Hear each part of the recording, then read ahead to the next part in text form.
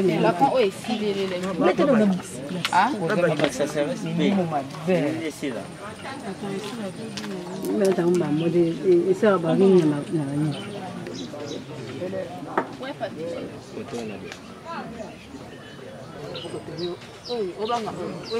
bonjour. Comment on a Keren? L'équipe bien, bah c'est biso berzame bien, bah c'est biso berzame secret. Mais attention, berzame nange l'équipe bien, bah bi secret nange za bien. Attention nange pesa pe bien. Par rapport à cette équipe, nous sommes déjà et ça, c'est la première fois que nous avons vu. Et puis, nous avons hôpital à sala nini berzame au félé. Tout ce pays tellement makasi ndenge basa biso berzame au félé. Bien. Toujours la récité ça qui bien tout ma vie. T'es récité bien. Il bien. Alors si vous le ça m'a déjà tant de fois que vous en t'es malade d'émotion là yawa. Malade d'émotion. Alors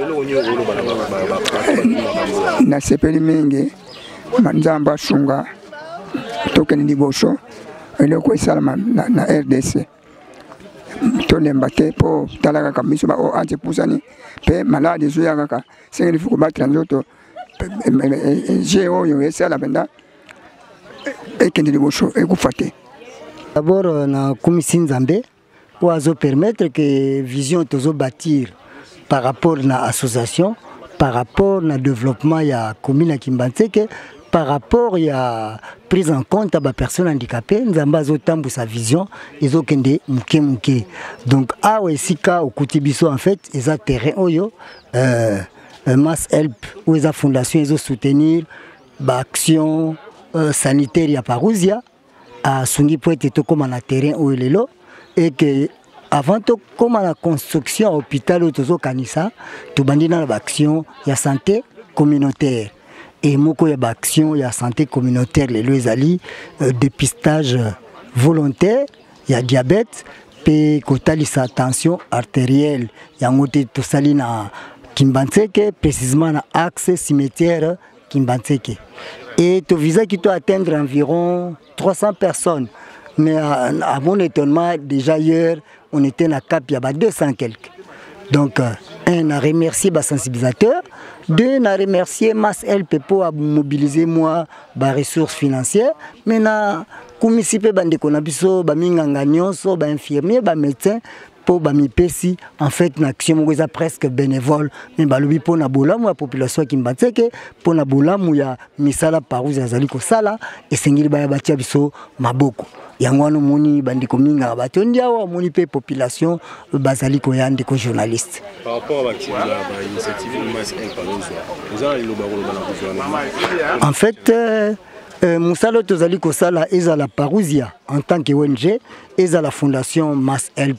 En fait, Toza le boko ya gouvernement. Ça dit Tozo Bakisa ici que gouvernement a sali le kola télémi mouké. Bisoto eko tiamwa le boko. Mais je crois que seul to kokokate. Donc gouvernement a un rôle mounini ya ko jouer pour accompagner biso pour soutenir œuvre oyo et au profit de la population ya Kimbantseke pe ya ville Kinshasa.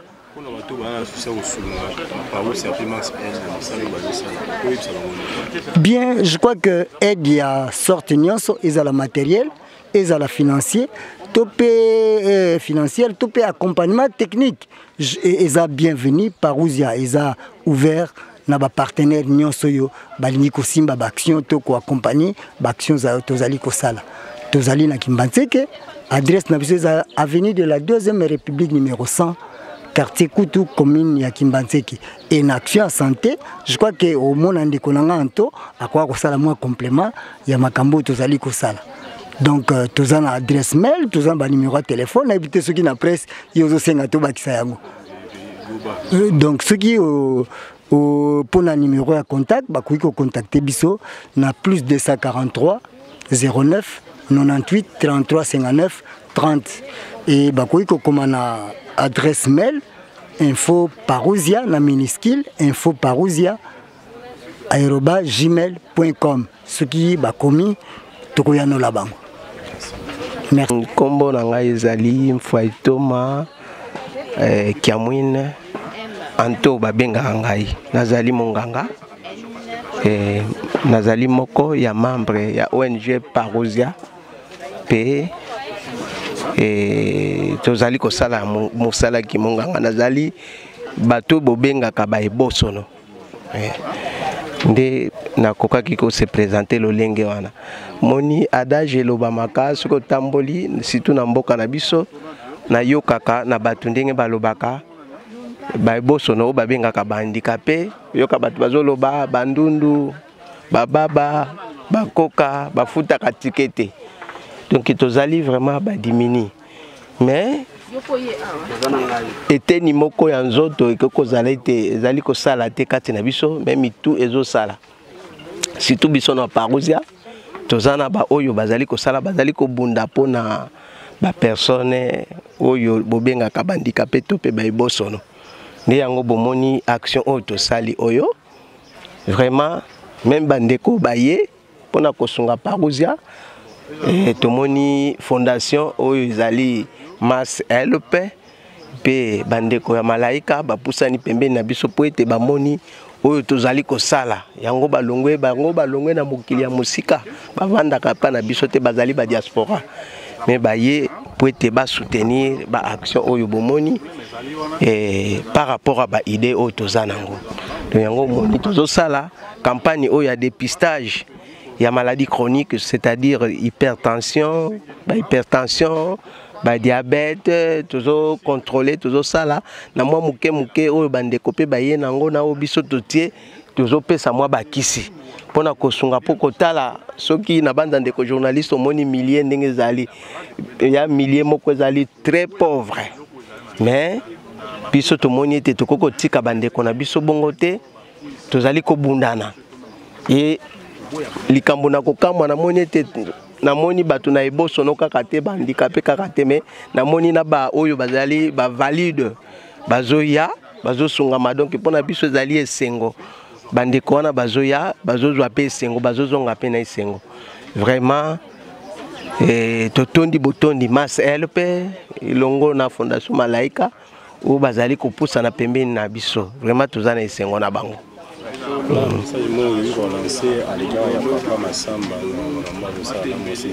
Nziwi apambola manzamba pambola ye amema lesu musika nzamba fungola bikuke na ba action oyo papa Masamba azali kosala vraiment totondisa mina esengo nzambe akendene liboso e nakoki kobakisa na bandeko na biso lolengo oyo tuna na pa ya président et pa ya président Martin Lusambila wazali président na biso ya ONG Parousia par rapport na bakonzi na biso ya mboka nazali ko yebisa bakonzi na biso ya mboka particulièrement na mokonzi ya mboka notre président Félix Antoine Tshisekedi Longonia azwa Longonia eloko na sepelaki nango ye a créé eloko esalama na a créé ministère o ezali pona ba personnes handicapées.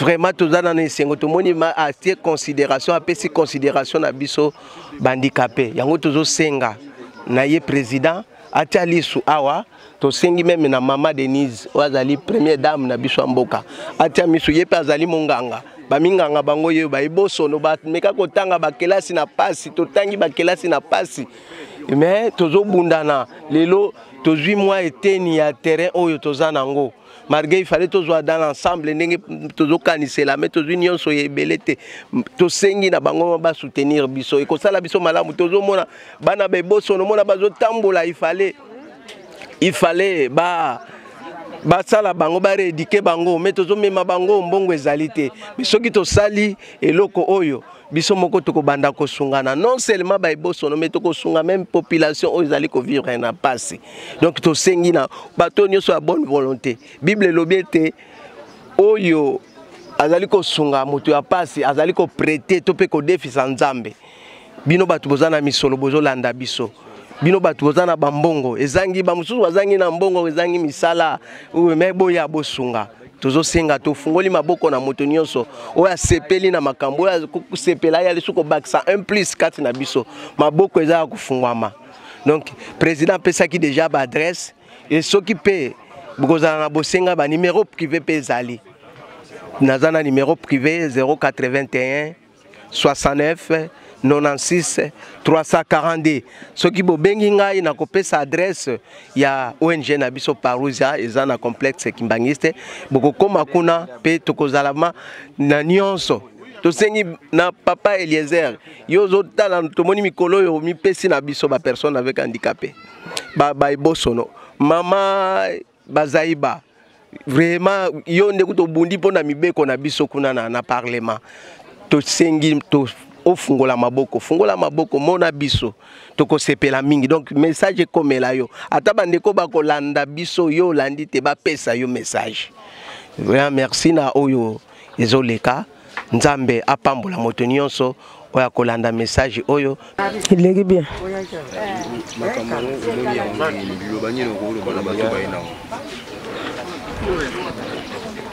ndenge nini kakolia kaka totoyaka bien Bolia bien pour essayer de santé. Bolia bien mandunda bale nani aubergine bambinzo tulamba katoliaka mbonge zate ngala kona zabo imbala kufa mutanga kusunga zate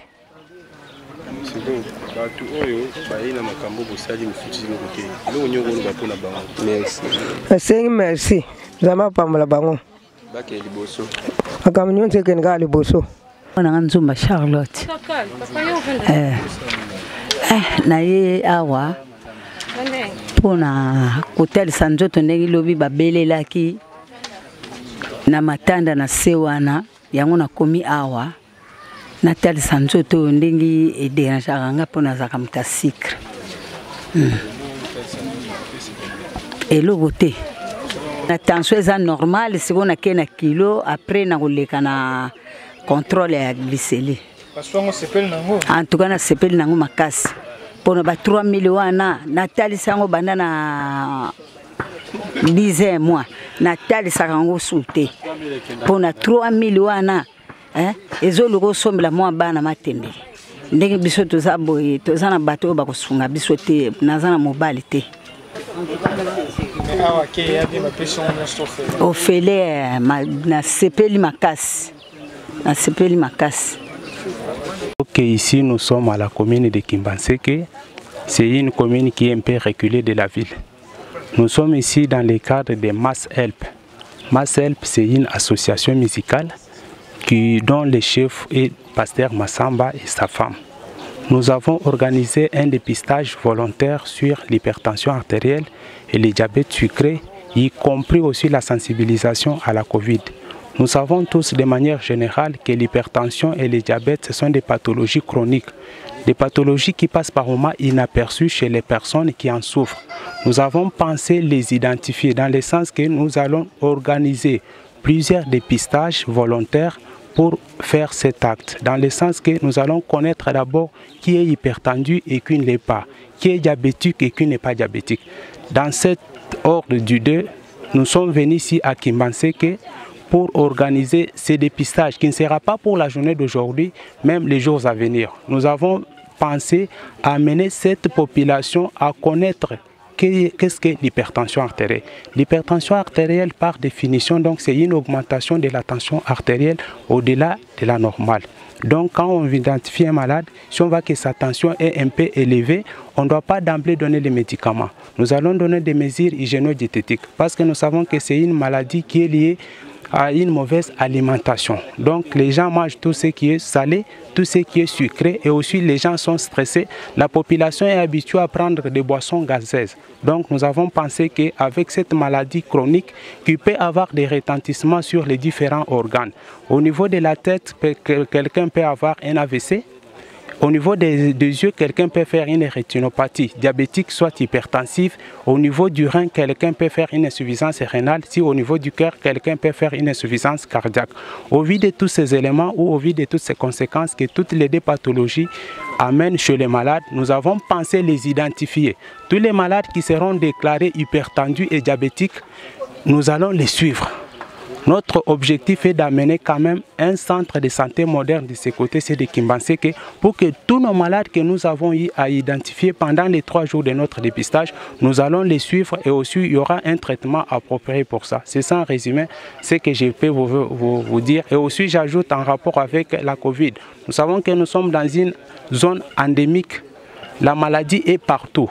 Nous avons su informer à la population de respecter les mesures barrières qui passent à la télé. Donc, ils vont d'abord respecter les gestes barrières, lavage des mains, usage des cache-nez et aussi respecter la distanciation sociale. Donc, c'est en résumé ce que je peux vous dire, à condition qu'il y a d'autres questions en rapport avec ça. Par rapport à ça, est-ce que vous avez aussi connu des cas positifs d'hypertension?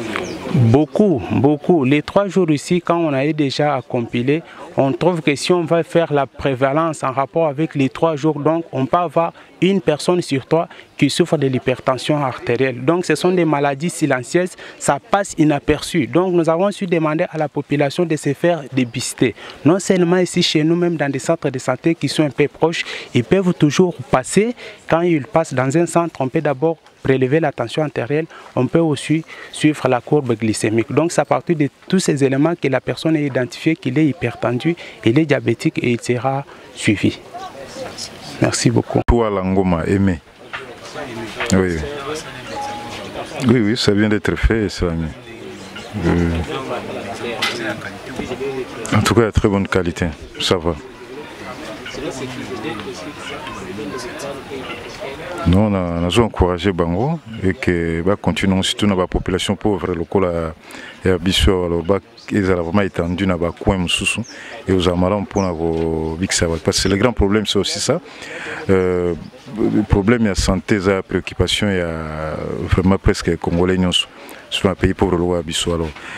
Moyen d'examen de ça parfois problème. C'est pourquoi on doit toujours recourir à l'automédication de s'opposer à problème. Le plus important, je pense que c'est d'abord l'examen et permettre de tailler bas à Nini et aux Amara Ming. Or, ça coûte, les examens coûtent, ce qui est vrai. Alors, à une population pauvre, rendez-vous compte ce que ça fait. Donc, l'initiative des Amara, moi, qui n'aime pas par-ci, par-là, n'a pas coin belé pour sauver la population. Et s'il faut le gouvernement appuyer l'initiative, je pense que vous allez très positif. Je vous en prie. Pour na tongo tango lamuka, ma cellule ya moto, ils ont déjà ici et pemaki, comme ça on lamuka malamu. Pour na kolia, na lobia wabo, biloko tondi graisse, surtout biso ba jeune, ba yaya, dendo, quiz, poso, binondi wa champion nango. Yango de bolingaka. Eza mabe pour na santé. Eza mabe pour na santé po ekobanda ko vanda na nzoto na yo evandi na motema na misisa na yo tango zo kola ekomi ebele suka nango eza nini ebandi ko pesa malade ebandi ko pesa malade na nzoto. Donc ba mama kutu nde koloba ke faut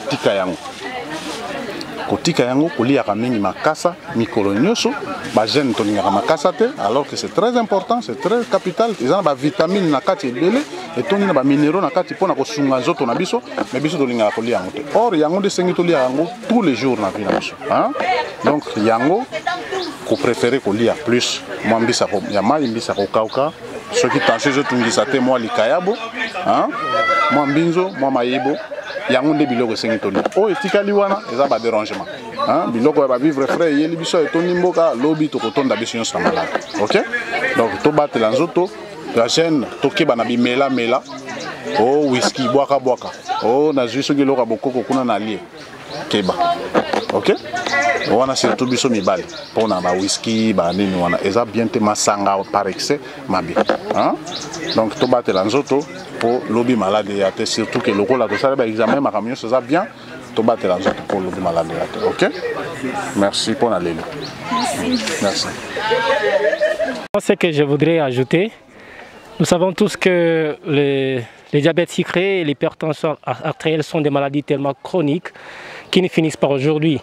Alors, ce que nous faisons, c'est tellement important que les gens qui ne se connaissent pas puissent se connaître et qu'ils commencent les traitements, qu'ils prennent aussi, qu'ils soient conscients de ce qu'ils sont en train de souffrir, mais aussi de bien conduire leur vie, parce que non seulement nous leur donnons en fait le traitement qui est médical, mais aussi nous leur donnons des conseils comment se garder, comment manger et comment se comporter. Parce qu'on sait que quand on a déjà cette maladie, on s'entend vraiment à des complications qui sont chroniques, qu'on reste avec toute la vie.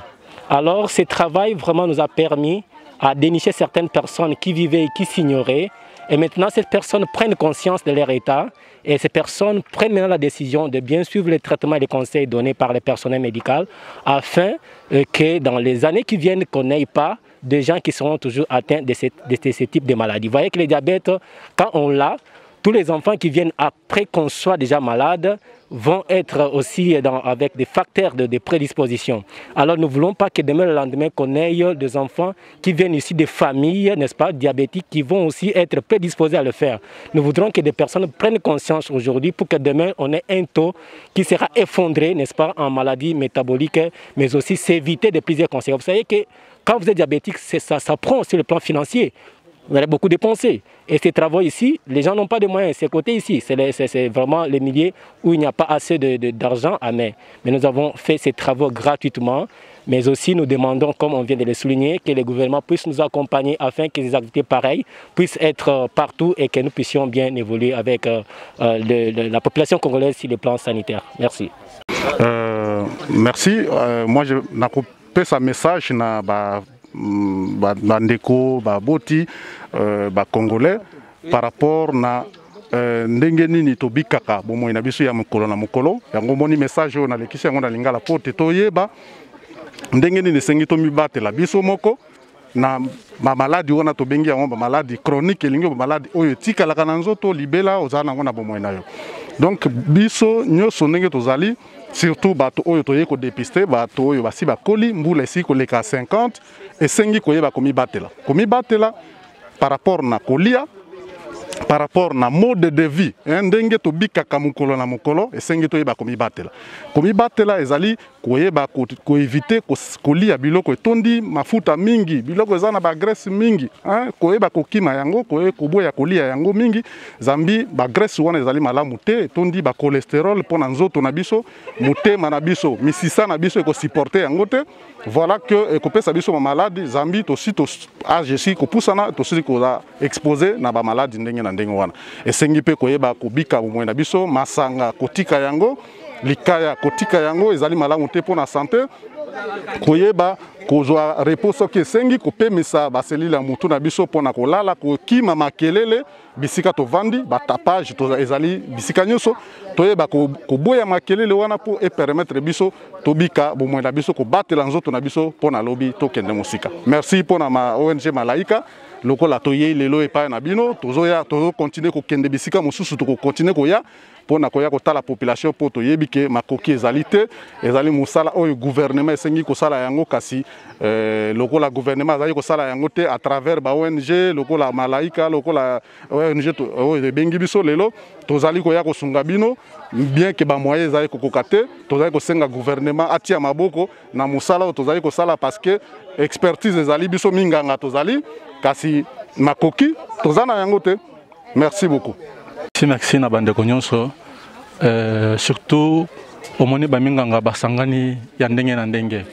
Alors ata Bible lobi oyo zana muke apesa pe oyo zange bauti musika na bamakoki na bango pona kosunga tana milieu tozali za milieu moko très sale bato baza vraiment bazo vivre difficulté. Alors maladie mi balé oyo et bomaka bato mingi tomiye barate il y a de ces gens là koliaka matembele pona ye tongo etani ala muki akiabi mais habité que nzoto na zandenge nini. Alors nde to yaki pona kosunga population na ba matériel mution sami ba tension na ngai e mataka to ekitaka soki ezo mata na sala ni le conseil ni ba kopesa ngai tango ba tebele ba dépenser ata 100 francs gratuitement, consultation et ça mais gratuitement, bandelette gratuitement, macamunion c'est gratuitement. Alors population va se payer ma casse, va se payer alors gouvernement a tika batute, ta la baza pe menya mai. bazovi pembe na mai bangungi biloko ebele basalite eza ebele mais ce gouvernement boaki miso koto quand même population bakosepela mingi to sepeli mingi bato ba ebele ba médecin bazana sur place ba personnel soignant baza ebele au moins batandami wana ba yeka pona kosunga population ce qui est à la pona bango te mosala lingi sa matin mais to sepeli pe na présence na bino quand même makamonyo so na kimia. Depuis que Dieu m'a donné l'idée de construire l'hôpital, pour moi l'hôpital a déjà commencé au fait. Et comme l'hôpital a déjà commencé, il faut faire des activités. Et chez nous en Europe, pour faire ce genre d'activité ne demande pas un bâtiment.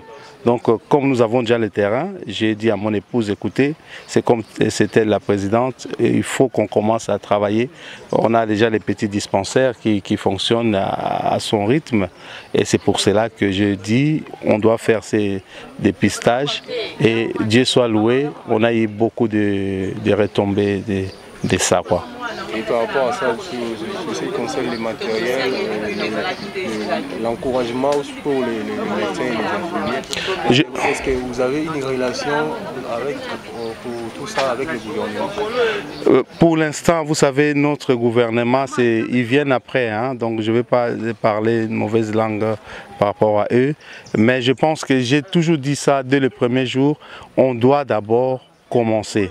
Si le gouvernement va venir, nous bénissons le Seigneur. Si le gouvernement ne vient pas, nous sommes là. Nous sommes forts, nous sommes debout, nous sommes en bonne santé, donc on peut faire des choses. Et je pense que Kimbanseke, c'est Dieu qui a choisi ces lieux. Et Dieu nous a orientés ici à Kimbanseke parce qu'on nous a proposé d'autres sites là où les gens sont bien. Mais pour nous, je pense que Kimbanseke nous est vraiment approprié pour être ici. Ouais. Construire, on est en train de construire ici à Kimbanseke, avoir un hôpital où les gens peuvent se soigner, peuvent bien être soignés gratuitement, hein, pour que les peuples se sentent aussi valorisés quand même. Donc c'est ça notre projet.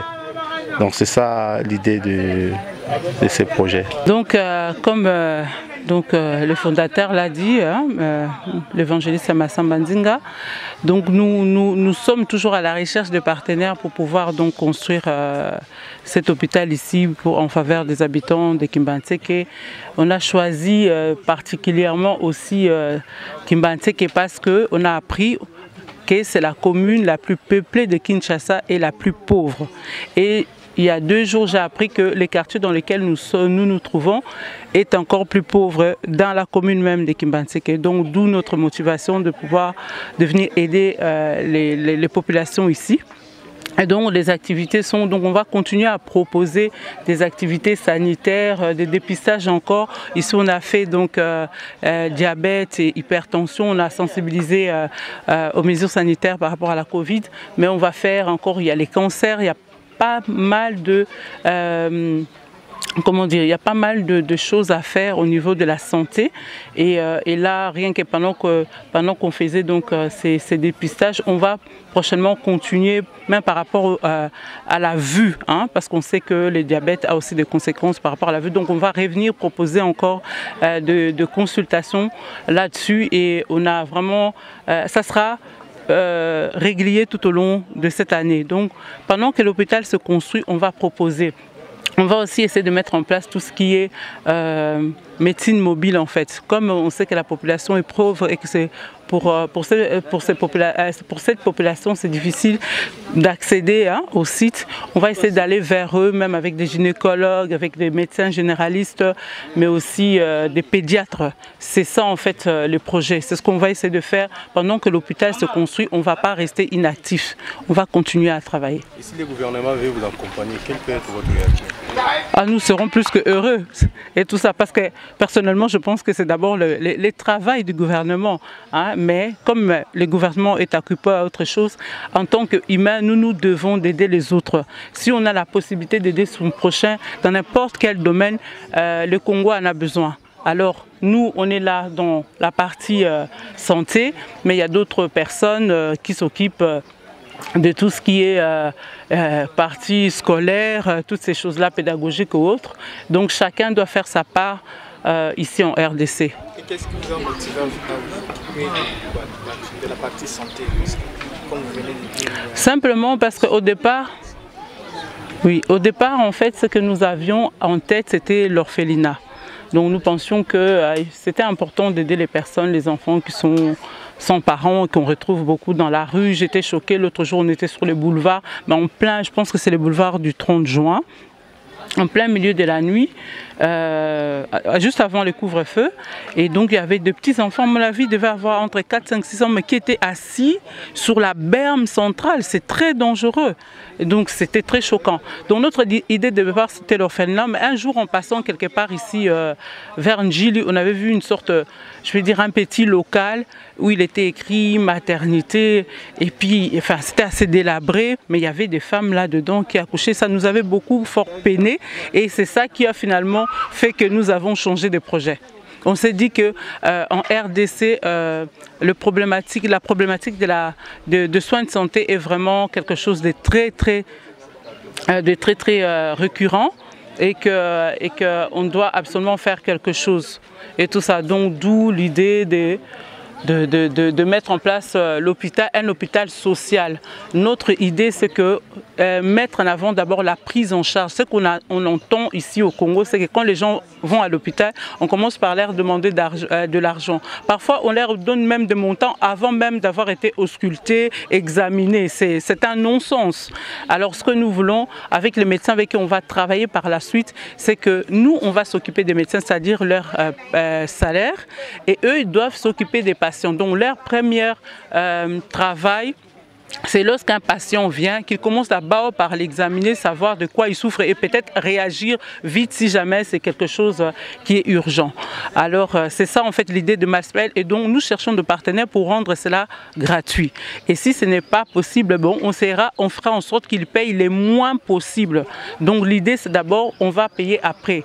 Occupe-toi d'abord de ton patient, fais ce que tu dois faire en tant que médecin et ensuite nous allons voir. Donc nous travaillons vraiment pour chercher des partenaires qui peuvent nous aider à pouvoir, comment dire, trouver les moyens de payer tous les prestataires. Qu'elle mange les légumes verts pour ne pas aussi avoir des complications qui peuvent survenir avec son diabète. Nous l'avons expliqué que c'est une maladie réelle. Elle a déjà ça. Elle ne doit pas être anxieuse, elle ne doit pas avoir les soucis. Qu'elle sache que nous les médecins, nous sommes là pour la surveiller aussi, pour qu'elle trouve une solution. Donc, son diabète, j'espère que de manière générale, ça va se normaliser. Hormis ça, nous avons aussi parlé de la Covid. Nous sommes dans une zone où il y a la pandémie. La pandémie, c'est-à-dire une maladie qui est répandue dans le monde. Avec les fléaux de la Covid, nous avons su sensibiliser à un moment de porter des cache-nez, lavage des mains, respecter la distanciation sociale. C'est aussi ça. J'espère que mon frère, docteur Dibama, peut aussi accepter. Voilà, justement, c'est un point tellement capital pour voir que les personnes qui font le diabète, aussi qui font aussi l'hypertension artérielle, sont vraiment prédisposées à 90% à succomber à Covid-19. Parce que les études dans le monde ont montré que les gens qui font l'hypertension artérielle ont des récepteurs, ou soit ils ont certaines substances, n'est-ce pas, qui font à ce que le virus puisse s'attacher aux cellules. C'est tous ceux qui font l'hypertension artérielle. Les diabétiques, bien sûr, quand on est diabétique, on est sur un terrain de disimmunité. Donc le virus va faire son travail. Alors c'est pourquoi nous avons associé aussi la sensibilisation de Covid-19 à mettre en pratique les mesures barrières afin qu'on ne puisse pas être un cas qui sera atteint parce qu'on est déjà diabétique hypertendu, donc on est prédisposé aussi à se faire attraper par Covid-19 et succomber. Nous avons aussi sensibilisé pour ça aussi. D'accord, merci beaucoup. Donc vous avez entendu comme le pasteur, le docteur Ilunga a dit. Vous savez que moi je suis pasteur, donc lorsque je parle de mes bien-aimés, j'ai toujours tendance de parler du pasteur. Donc c'est le docteur Ilunga. Donc cette maman, elle est déjà prise en charge par Mass Help. Hein maman? Basio déjà en charge par Mass Help. Donc 2 fois par semaine, elle se fera checker et puis on va veiller sur son traitement, donc voilà, sa façon de manger, donc on va donner beaucoup de conseils et puis on va veiller sur ça. Et nous avons le centre Parouza, hein, Mass Help Parouza, oui, puis kuna maman.